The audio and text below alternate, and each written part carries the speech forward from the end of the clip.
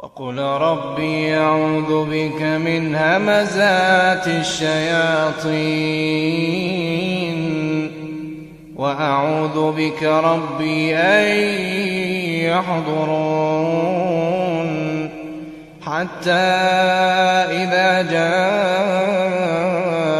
أحدهم الموت قال رب ارجعون لعلي أعمل صالحا فيما تركت كلا إنها كلمة هو قائلها ومن ورائهم برزخ إلى يوم يبعثون فإذا نفخ في الصور فلا أنساب بينهم يومئذ ولا يتساءلون فمن ثقلت موازينه فأولئك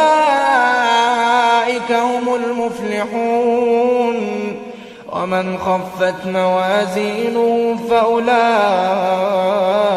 الذين خسروا أنفسهم في جهنم خالدون تلفح